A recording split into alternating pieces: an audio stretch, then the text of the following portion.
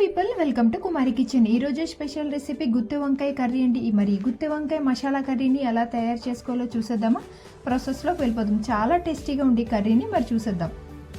ముందుగా 1/2 కేజీ గుత్తి వంకాయల్ని ఇలా చక్కగా 4 ముక్కలు చేసుకుని ఉప్పు నీళ్ళలో వేసి పక్కన ఉంచుకోండి. ఇప్పుడు ప్యాన్లో కొంచెం పల్లీలు, 1 స్పూన్ ధనియాలు, 1 స్పూన్ జీలకర్ర, అలానే బిర్యానీ స్పైసెస్, అలానే 5 ఎండుమిర్చి కూడా యాడ్ చేసేసి ఓసారి అలా ఫ్రై చేయండి.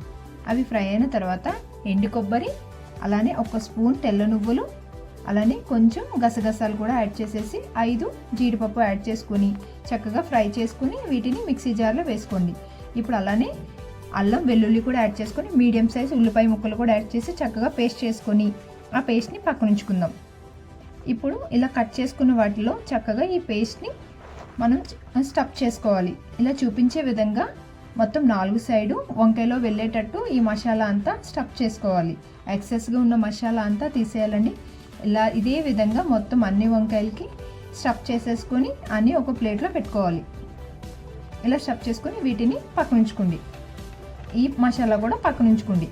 ఇప్పుడు ప్యాన్లో కొంచెం ఆయిల్ వేసుకొని కొంచెం జీలకర్ర, అలానే పచ్చిమిర్చి, అలానే కొంచెం కరివేపాకు కూడా యాడ్ చేసేసి ఇప్పుడు మనం స్టఫ్ చేసుకునే వంకాయల్ని ఒకటిగా మొత్తం ప్యాన్లో వేసుకొని ఓసారి అలా కలిపేసి ఒక 5 to 10 మినిట్స్ వాటిని అవి మగ్గేంత వరకు మూత పెట్టుకోవాలి.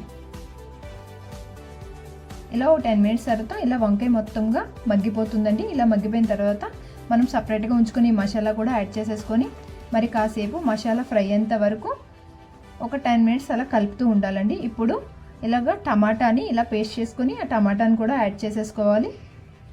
అది యాడ్ చేసుకున్న తర్వాత ఒక 5 మినిట్స్కి టమాటా కూడా మగ్గిపోతుంది. మగ్గిపోయిన తర్వాత ఇలాగ ఆయిల్ రిలీజ్ అవుతుందండి. ఇలా ఆయిల్ రిలీజ్ అయిన తర్వాత ఇప్పుడు ఇందులో కొంచెం పసుపు, అలానే 1 స్పూన్ కారం, అలానే రుచికి సరిపడా ఉప్పు కూడా యాడ్ చేసేసుకొని మొత్తం ఈ కారం, ఉప్పు, మసాలా అంతా వంకాయలకి బాగా పట్టేటట్టు కలిపేసుకోవాలి. ఒక 2 మినిట్స్ అలా కలిపేసుకొని ఇప్పుడు 1/2 లీటర్ నీళ్లు పోసుకోవాలండి. ఆ వంకాయ ఉడికేంత వరకు సరిపోయన్ని నీళ్లు పోసుకొని ఒక 10 మినిట్స్ అలా మగ్గనివ్వాలండి. కాసేపటికి మగ్గిన తర్వాత కొంచెం కొత్తిమీర వేసేసుకొని ఇంకాసేపు దాన్ని మగ్గనివ్వండి.